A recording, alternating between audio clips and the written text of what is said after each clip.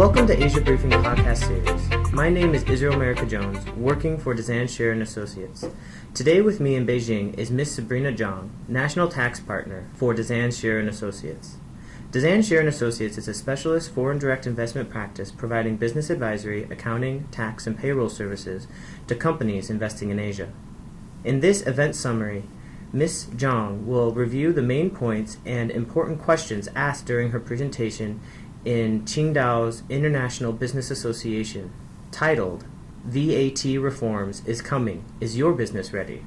Ms. Zhang, what are the main points of the new VAT reforms starting this year? So I give introduction during this presentation about the newest China VAT reform along with the China's the 12th fifth-year plan. So basically, this VAT reform is more focused on the service sector. As you know, that used to be in China, they distinguish the turnover tax on provision of service and for manufacturing of the tangible products and also trading of the products. But now this tax reform is particularly try to unify this two turnover tax system. And as you know, that's starting from the year 2011, and then the plan is by the time year 2015, about this 5-year span, then the China gradually will completely replace BT by VAT, and the nationwide, all follow that policy. But because the government decided to do it step by step, so that's why from 2011 to 2012, then Shanghai and the rest of the other cities and provinces already come onto this pilot program. And in this year, 2013, we have going to have more cities going to be on this system. Actually, just in May, the government just announced that will be rolled over to all the China, the cities to right now the in-scope services. And also, I just got the news today. Basically, they also apply one more, actually, the service industry sector, which is the broadcast and the film. As you know, for this testing, the area so far, it's only including transportation and the modern service, and this broadcast and the film, this is the newly added in the scope of the pilot program right now. So pretty much this is what happens to this year. Then that will just roll over all over China on this still in scope services, and then gradually by 2015, like I said, then that's roll over to nationwide and to all over all kinds of the service sector. How do these reforms impact foreign companies investing in China? Okay, so the impact actually is the tax cut. Actually, this is the purpose of this tax reform, to unify this two system and to reduce the tax burden. Actually, the tax already right now already show out a big, the tax cut, the things last year on the pilot, the cities and regions already.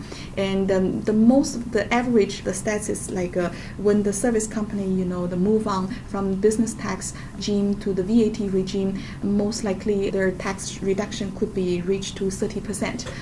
So it's a big benefits to the taxpayer, no matter for the service company, because they used to pay BT, which is no deduction allowed, but now they can, for VAT, if they become a general VAT taxpayer, and then the input VAT can be deduction, or if it's a small taxpayer, then the lower rate 3% will be, which is lower than the previous 5% will apply.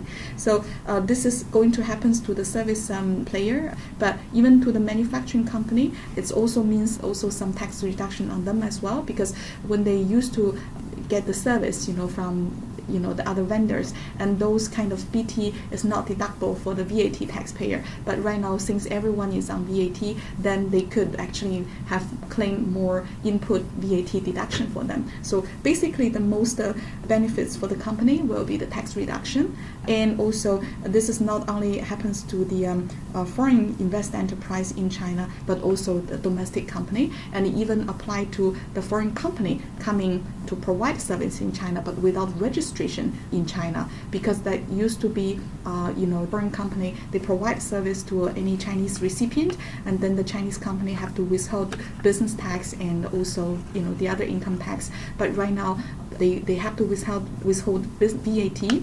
However, this VAT for the Chinese service recipient, they may claim as their input VAT deduction if they become a VAT general taxpayer. I think in this scenario, then the foreign company that means the foreign service provider, you may have a chance to negotiate with your Chinese contractor since this VAT will be neutral out in their situation, and then maybe you can pass along this turnover tax burden back to the the clients. So that's kind of like a good news for the foreign business as well.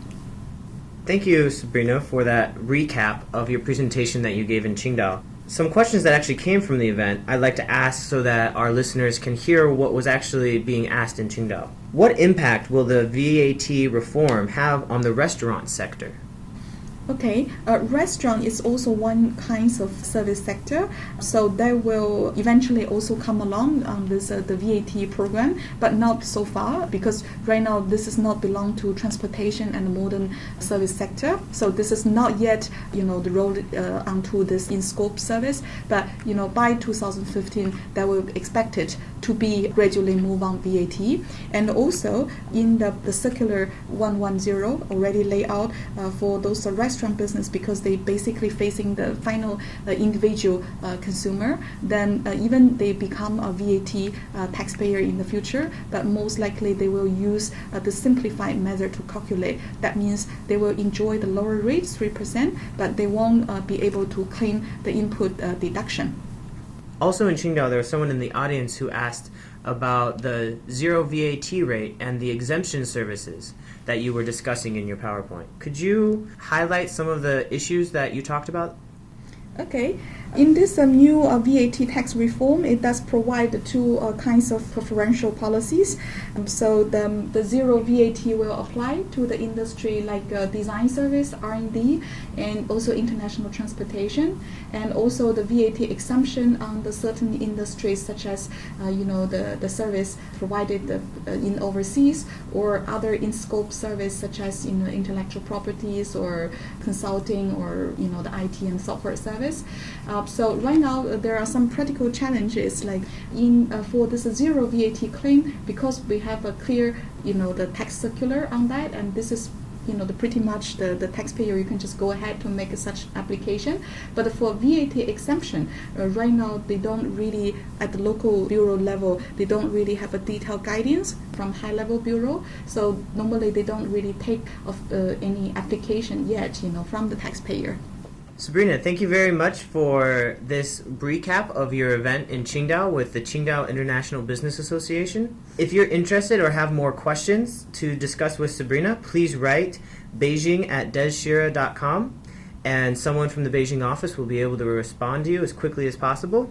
Or if you're interested in hearing more about taxes or doing business in Asia, please visit asiabriefing.com, where we have more magazines, books, multimedia, and news articles that will help inform you to do business in Asia. Thank you for listening to this podcast and look forward to having you join us again.